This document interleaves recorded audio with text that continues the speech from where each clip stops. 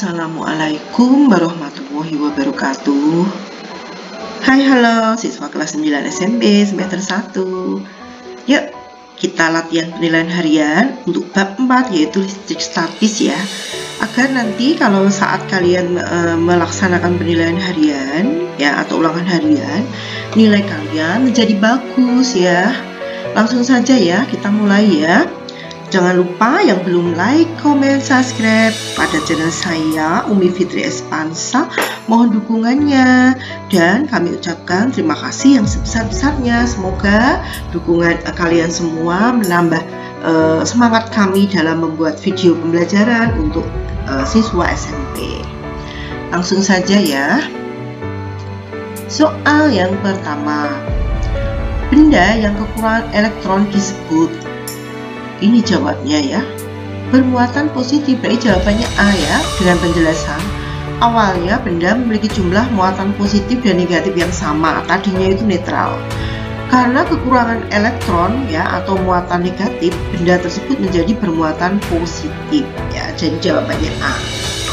Soal nomor 2. Berikut ini adalah cara-cara yang dapat dilakukan untuk membuat muatan listrik statis kecuali ya.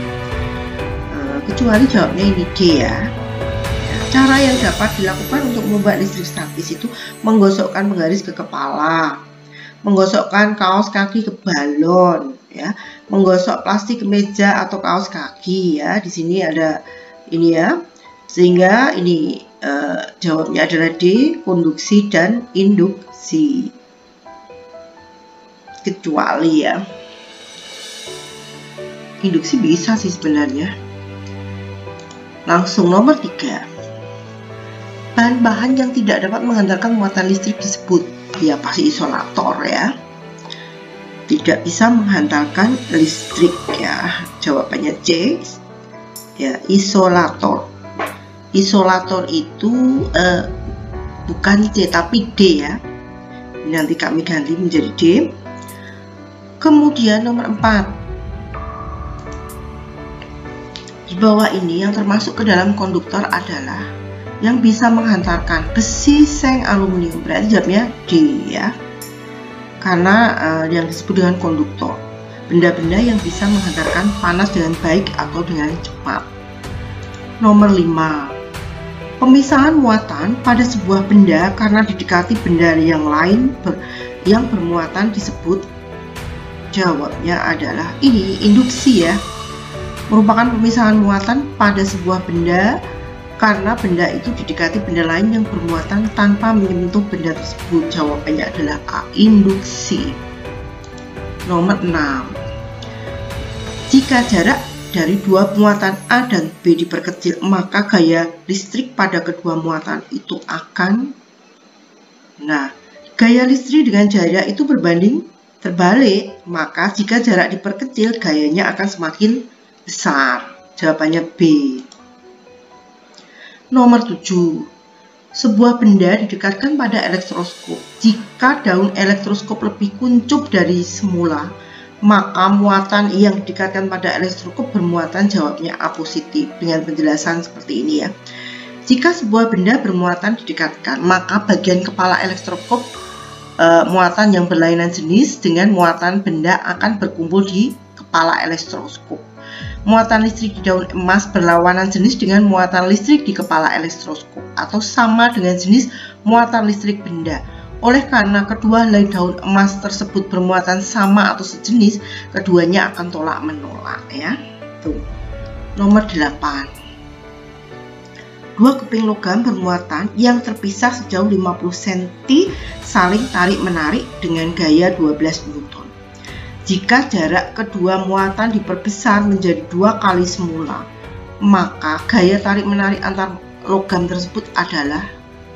Nah, masukkan ke dalam rumus. R-nya 50, jadikan meter ya, dari cm menjadi meter, 0,5 meter. F-nya 12 Newton, R-nya 1 meter atau 2 kali semula. Ditanya F sama dengan kaki 1 kali Q2 per R kuadrat ya, masukkan. Sehingga A ketemu F kali R kuadrat kali 2. 12 kali 0,5 kali 2. 12 kali 0,25 ketemu 3. F sama dengan 3 per R kuadrat kali 2 sama dengan 3 per 1 kali 2, ketemu 3 Newton. Jawabannya adalah A ya.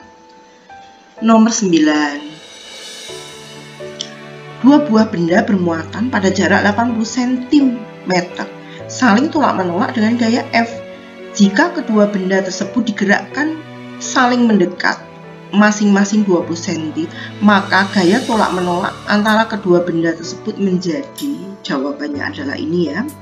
Pembahasan F kali R sama dengan F kali R. F kali 80 sama dengan F kali 20. F sama dengan, ya F kecil maksudnya, 80 dibagi 20 ketemu 4F. Jawabannya adalah B. Nomor 10.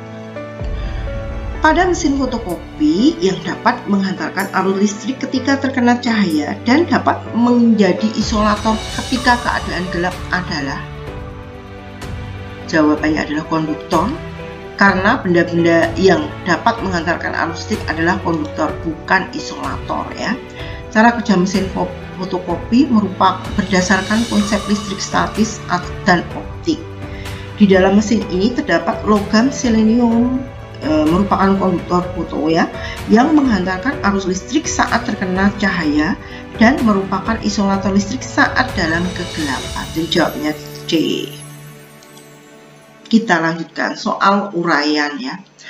Mengapa sebatang kaca menjadi bermuatan positif ketika digosok kain sutra? Jelaskan. Jawabannya adalah ini ya.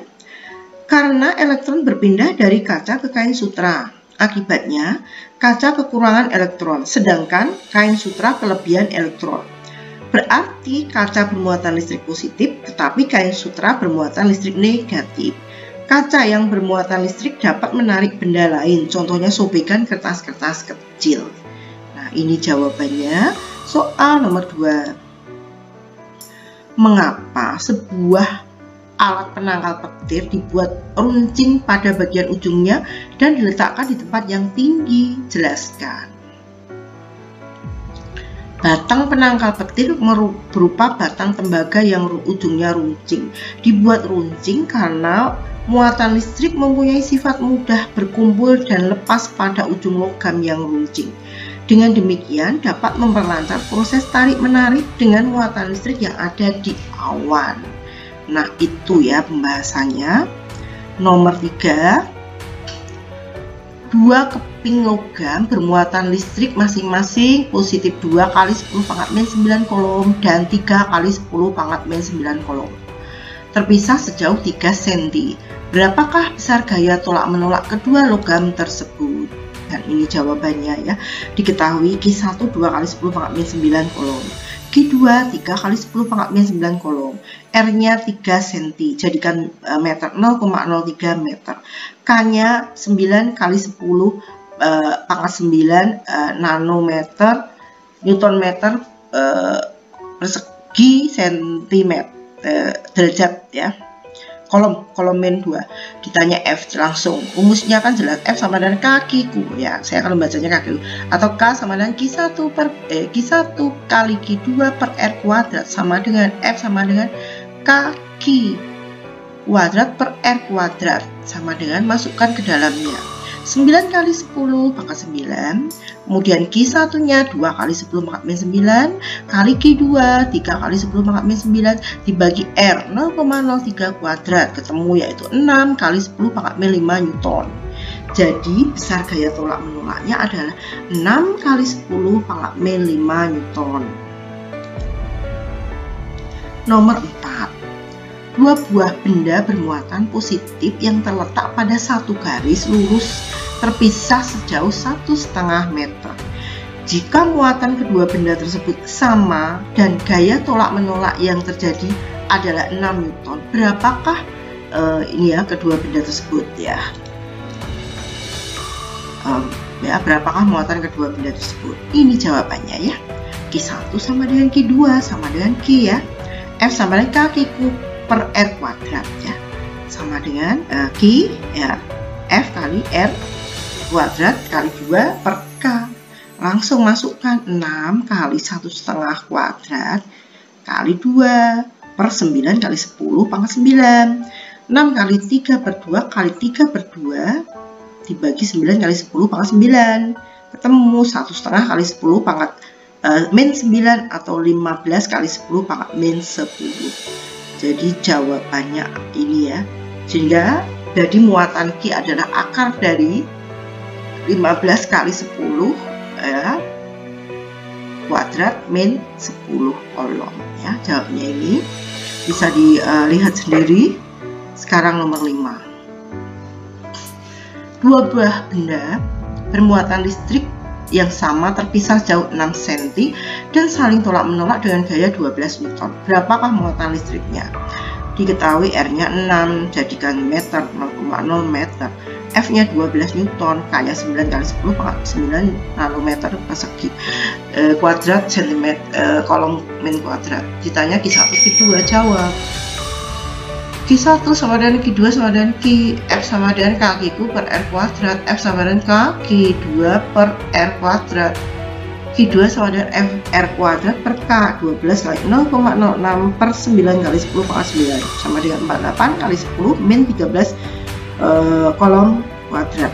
Q sama dengan akar dari 48 kali 10 pangkat min 13 kolom kuadrat, yaitu 2,19 kali 10 pangkat min 6. Jadi besarnya muatan listrik adalah 2,19 kali 10 pangkat min 6. Itu jawaban nomor 5. Dan ternyata latihan penilaian harian listrik statis sudah selesai ya.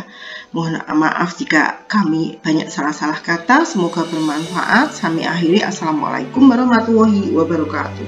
Terima kasih semuanya.